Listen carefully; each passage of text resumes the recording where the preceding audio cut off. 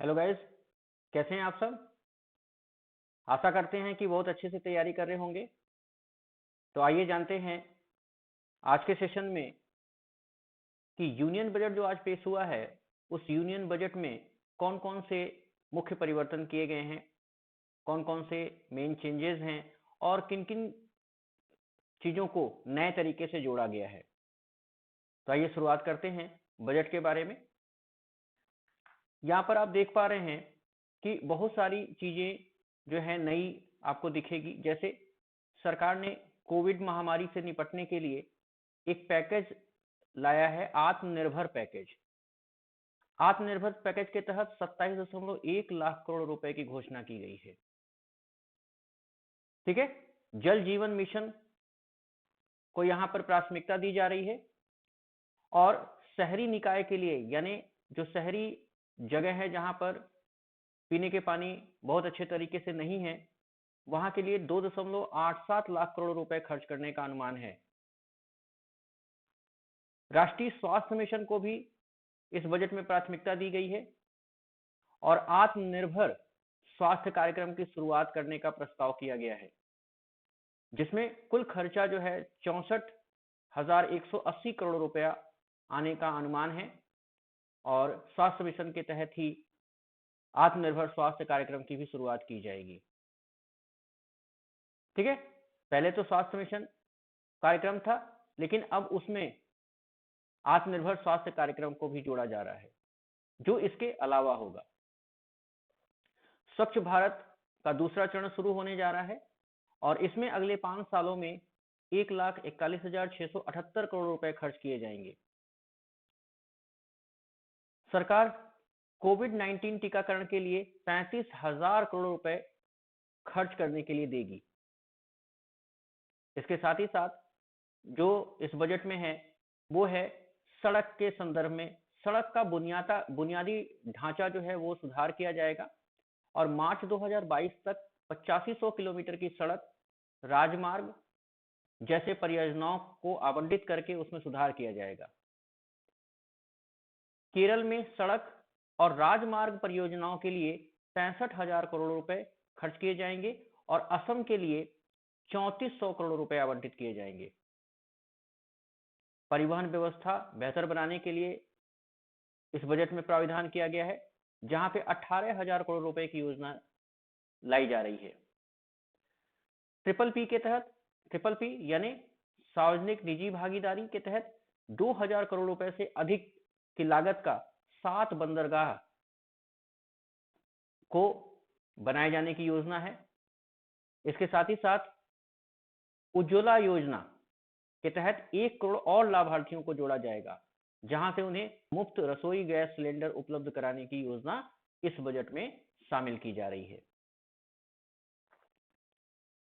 LIC को इस budget में विशेष स्थान मिलने वाला है।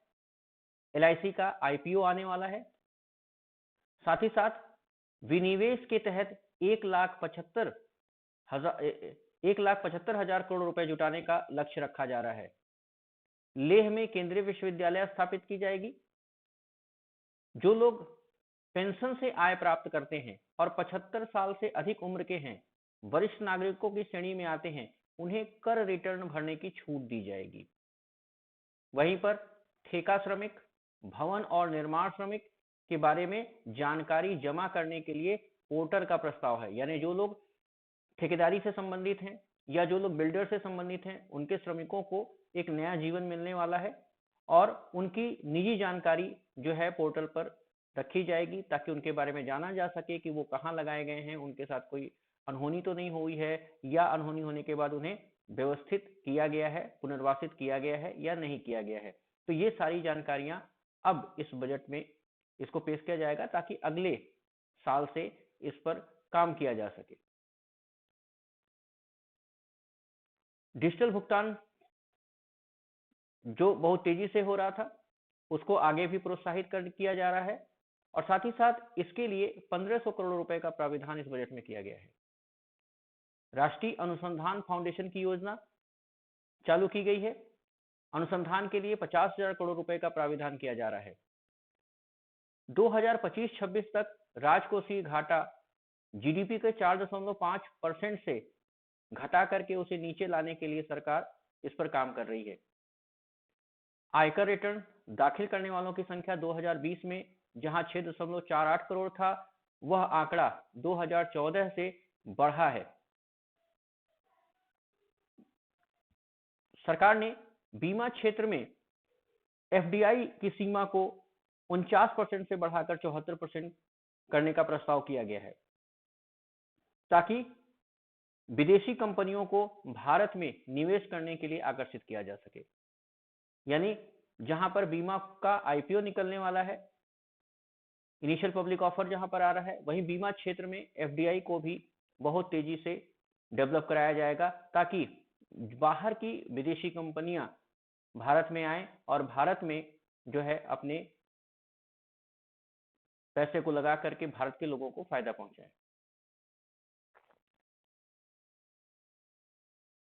आगामी जनगणना के लिए सरकार डिजिटल जनगणना की व्यवस्था करने जा रही है और ये पहली बार होने जा रहा है। इसके लिए सरकार इस बजट में 3,726 करोड़ रुपए का प्राविधान रखा है कि जनगणना के समय इसकी जरूरत पड़ेगी। इस बार जहां पर सरकार के लिए था कि कोरोना होने की वजह से टैक्स स्लैब में कोई बड़ा परिवर्तन देखने को मिलेगा, लेकिन ऐसा नहीं हुआ। टैक्स स्लैब में कोई परिवर्तन नहीं हुआ है और ना ही स्टैंडर्ड डिडक्शन की लिमिट बढ़ाई गई है। आम बजट में पुरानी गाड़ियों के लिए एक नया सिस्टम विकसित करने की बात की गई है। 2022 के बाद से पुरानी गाड़ियों के लिए वॉलंटरी व्हीकल स्क्रैपिंग पॉलिसी लाई जाएगी। इस पॉलिसी के तहत जो पर्सनल व्हीकल होंगे उनको 20 साल के बाद फिटनेस टेस्ट कराना होगा और जो कमर्शियल व्हीकल होंगे उन्हें 15 साल के बाद फिटनेस टेस्ट लेना होगा। पुरानी गाड़ियों का फिटनेस टेस्ट जो होगा वो ऑटोमेटेड सेंटर्स में किया जाएगा। यानी अब आप अपनी पर्सनल व्हीकल को 20 साल तक बिना किसी दिक्कत के चला सकते हैं और वहीं कमर्शियल व्हीकल 15 साल। अगर ये फिटनेस टेस्ट नहीं पास कर पाते हैं तो इन्हें स्क्रैपिंग पॉलिसी के तहत इन्हें जो है समाप्त कर दिया जाएगा और इसे फिर सड़क पर नहीं लाने दिया जाएगा।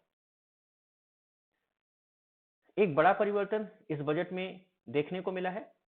आदिवासी इलाकों में 758 एकलव्य स्कूल खोले जाने का प्राविधान किया गया है, जहां पर आदिवासी बच्चे बुनियादी सुविधाओं के साथ पढ़ाई करेंगे। एकलव्य विद्यालय जो है अगले वित्तीय वर्ष में उत्तर प्रदेश में 4 खोले जा रहे हैं। इसके बारे में प्रस्ताव जो है केंद्र सरकार को भेजा जा चुका है। यह विद्यालय लखनऊ, बिजनौर, दुद्धी, सोनभद्र और श्रावस्ती में खोले जाएंगे। तो इस तरह से आप देख रहे हैं कि सरकार का जो पूरा मिशन है वह मिशन आदिवासी इलाकों को डेवलप करने का भी है। कुछ अगर शॉर्ट पे देखा जाए कि कौन कौन से सामान महंगे हो रहे हैं, तो उसमें ज्यादा को तो हमने शामिल नहीं किया है, लेकिन फिर भी जो लोग मोबाइल के बहुत शौकीन हैं और मोबाइल हर साल बदलते हैं उनके लिए ये खराब खबर है, क्योंकि मोबाइल महंगे होने जा रहे हैं। उपकरणों पर लगने वाली कस्टम ड्यूटी में 2.5% का इजाफा होने जा रहा है। इसके साथ ही साथ सोने चांदी पर कस्टम ड्यूटी घटाई जाएगी। स्टील पर ड्यूटी कम हुई है, यानी स्टील के बने हुए सामान सस्ते होंगे। सोने चांदी के सामान या सोना चांदी के जेवर जो हैं वो सस्ते हो जाएंगे। पब्लिक हेल्थ यूनिट को चालू किया जाएगा और 32 एयरपोर्ट पर जो है ये पब्लिक हेल्थ यूनिट बनाए जाएंगे। National institution of world health भी बनाया जाएगा। 9 की संख्या में बायो लैब बनाने की बात की जा रही है। साथ ही साथ 4 नेशनल इंस्टीट्यूट ऑफ वायरोलॉजी भी बनाया जाएगा, ताकि आने वाले समय में वायरस का परीक्षण किया जा सके। शहरी स्वच्छ भारत मिशन 2.0 पर, यानी कि जो स्वच्छ भारत मिशन 2.0 आने जा रहा है, यानी दूसरा जो स्वच्छ भारत मिशन शुरू होने जा रहा है, उस पर 1,41,000 करोड़ रुपए खर्च होने का अनुमान है और अगले 5 साल में 2,000 करोड़ रुपए क्लीन एयर पर खर्च किए जाने की उम्मीद बताई जा रही है। यानी अब जो है स्वच्छ भारत मिशन 2.0 पर जो पैसे खर्च होंगे उसमें क्लीन एयर के बारे में भी सोचा जा रहा है।